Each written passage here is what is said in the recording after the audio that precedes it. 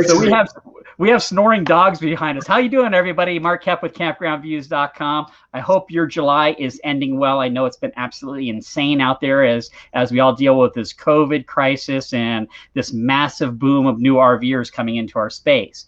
But thinking a little bit ahead, as you know, traditionally fall is the trade show season for our industry. And as you should well know, all of the major trade shows have canceled their in-person events and switched to virtual.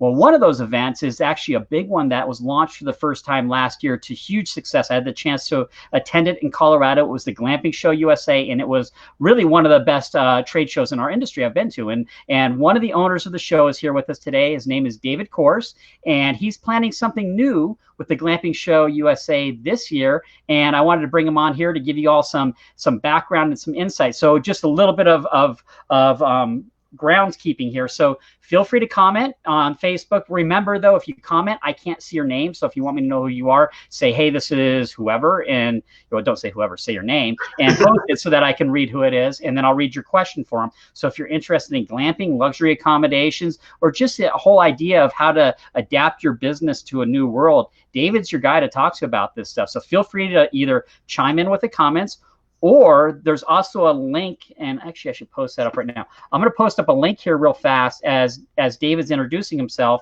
that you can click on if you want to come on video and join us and ask David some questions.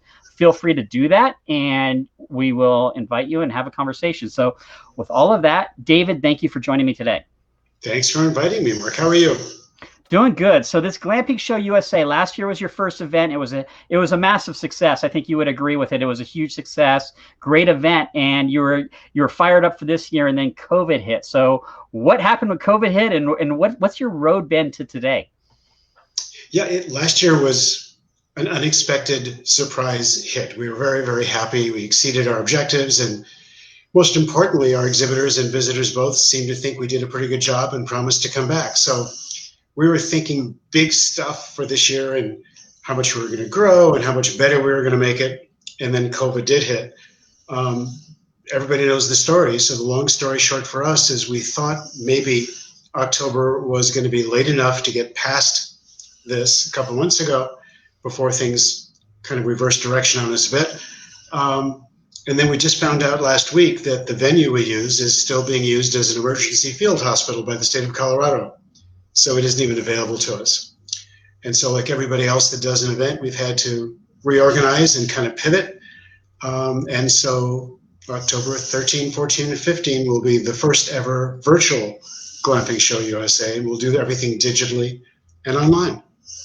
And so that's October 13th, 14th, and 15th. So a lot of our owners will have alternative accommodations, cabins, and the like.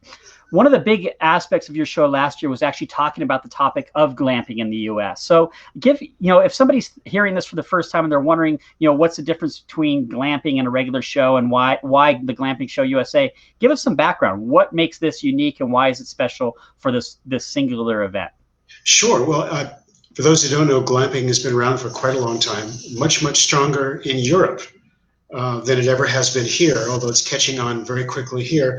It's basic glamorous camping or luxury camping. It's somebody who no longer wants to sleep in a sleeping bag or in a pup tent and would like a mint on the pillow when you come back from your day's activities. It's experiencing Yosemite, but going back to a wonderful meal and a glass of wine and not having to do all of the organic camping stuff we all grew up with. So it's generally more expensive and certainly a different lifestyle than packing in your own stuff. The growth has been phenomenal the last couple of years. You've got people who are entering the glamping space who are glamping centric. The entire resort is glamping based.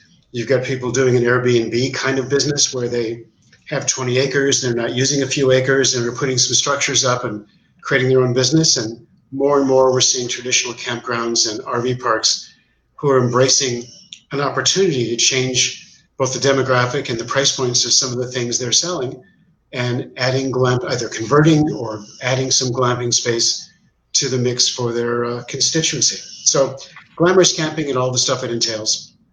And it's interesting. Before COVID, obviously our industry was on track for another record year. We were coming off a record year, but the really exciting growth area was glamping, and there was actually a huge question mark. If you remember the Back to Camping Summit, that was a huge question mark: is what happens to glamping in a post-COVID world? And so we've been talking to a lot of owners that have alternative accommodations, cabins, glamping tents, and so forth, and those really haven't been impacted. In fact, they're selling out, folks, because people still want to travel. And, depending upon where they're at in their concern or not for COVID, they're going to travel, whether long distances or short distances. But if they don't have an RV, they don't want to sleep in a tent, these accommodations offer them that kind of ability. So at your event, what can folks learn from the various sessions if they, attend the sessions? What type of topics do you have covered? Well, this is the part where I do a commercial and say you can find the full conference schedule at glampingshow.us. But there'll be 11 sessions taking place over the 3 days. They're spaced about an hour apart, so people have some time to do other things between sessions, whether it's getting in some real work or visiting exhibitors or other things. Last year we found out that the demographics were pretty simple. Almost 2/3 of our visitors said they were brand new to glamping or an outdoor tourism. They were just entered, they're in the middle of entering. They have their building permits, they haven't picked their structures, they're just early on or during the research. And the other 1/3 are people who have been in the business for 4, 5, 6 years and are looking to how to grow their business. So we put together 2 conference tracks, one that dealt with kind of the new guys and the more established. This year we can't do 2 simultaneous tracks in a live streaming environment, so we've kind of put them sequentially, but we have sessions for beginners, people are just entering, sessions for the grizzled veterans. Some of the topics people most wanted to hear about, and this is before COVID, was disaster recovery. So we have a whole session based on disaster recovery and creating a disaster recovery plan, why it's important, how to go about it. We've got an entire session on insurance, the difference between what you really need versus what maybe somebody wants to sell you, understanding the risks and rewards of having insurance protection. Got a couple different panels on structures. I talk about alternative accommodations. One is more designed for somebody who's new. How do I pick what kind of thing I want to do? And one is for people who've been doing it a while and looking at what's new in the marketplace. I've got a topic on social media, sort of the stewardship of the habitat, taking care of the habitat and staying sustainable. The topics kind of go literally from here to there, everything you would kind of need to know to get a sense of what's important and how to organize yourself to maximize the opportunity as a business person that wants to either be full in or partly in to the glamping space. And one of the big differences of the Glamping show was the different vendors that are there during your trade show. Obviously, this is a niche type of show. And talk a little bit about those vendors. So this is really important if you're thinking about expanding into the glamping space or improving your glamping space, because the show draws in a unique mix of vendors. Can you talk a little bit about that? Sure. Well, I mean, some of the people that exhibited are the same people you'll see at other industry events. They have products or services that apply to everybody or everybody who's in the outdoor tourism industry. So people providing Wi-Fi and internet and things of that nature, reservation systems and software. But I guess the big thing that set us apart for the most was some pretty amazing structures. Again, we're not talking about pup tents and small things. We've got bell tents and geodesic domes. We had a couple of 2-bedroom safari tents with kitchens and bathrooms. We had a couple of different vendors who had basically replicas of covered wagons that went across the United States a couple hundred years ago, but much larger and large enough in which to stay. So you're going to go out someplace glamping and staying in the back of covered wagon. So I think the structures were the things that set it apart because they're so unusual. And they're designed in advance for the glamping market. They're larger, have more features, less roughing it, and more enjoying the environment in a more relaxed, more luxurious way. And with the switch to the virtual environment, I mean, my advice for park owners is take advantage of every single virtual conference you have, because the reality is the entry fee is nominal. You know, a traditional event, your event is traditionally held in Aurora, Colorado, right at the Arapahoe County Fairgrounds, right? Is really good. Nice job. Good. Okay. And so that you would have to fly to Denver, you'd have to get a hotel, a rental car, the food, and all that type of stuff. In this case, you're sitting in your office, enjoying this experience and engaging with folks literally from around the world. You shared some stats just last year at your physical event. I mean, what type of representation did you have at the last event? I imagine this year it's going to be tenfold number of countries and people involved. Well, it certainly seems like it could be from other virtual events we've examined. Last year, we had people from 37 U.S. states and 11 other countries. So it was really an international event, which was spectacular. But you're right, the people from Japan and the people from Argentina and the people from Europe, we had one person who came from Nigeria, had to come a long way to get to the Denver airport. And even people coming from the East Coast. It's not an easy schlep. But having said that, now you can wear your pajamas, shorts and a t-shirt, depending on what you want to do, still consume the content, still ask questions, still interact with the speakers based on the design of the platform we're using, which by small coincidence is coming from Campground Views. There are chat areas, discussion forums. If you want to know more about disaster recovery, there's a whole area where you can go and just talk to people who also want to talk about disaster recovery. And our exhibitors are just going to have to adapt, and they will adapt, to do things more two-dimensionally, more digitally. So instead of touching the fabric of the tent or seeing how rigid the wall is of a structure, you're going to be looking at videos or photographs and engaging with people in a more passive way. Won't be as much fun, will be a whole heck of a lot more convenient and allow access to people anywhere. During those 3 days, the show will be open 24 hours a day.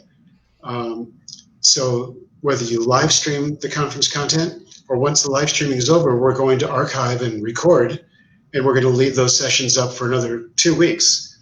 So anybody who registers for the conference can access that content live or on demand for a total of 17 days, which makes it pretty convenient if you want to see something you missed or come back and see it a second time and really listen carefully to the parts you want to hear again.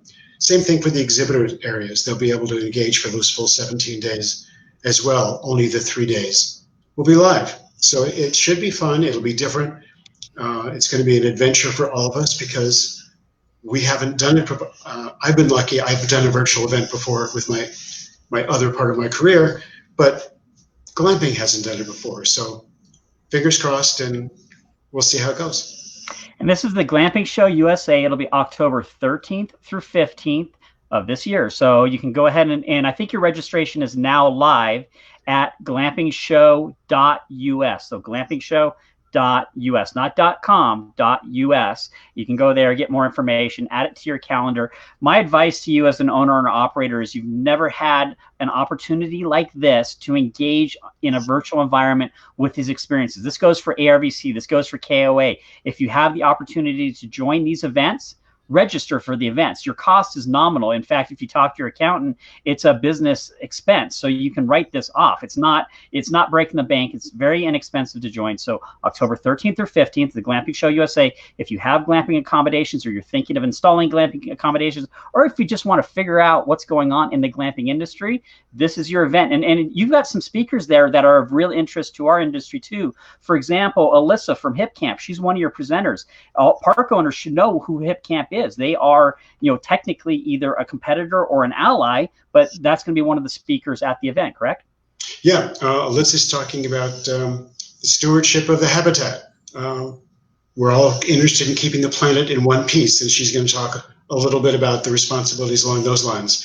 We're really happy with the cadre of people that have come together for the conference.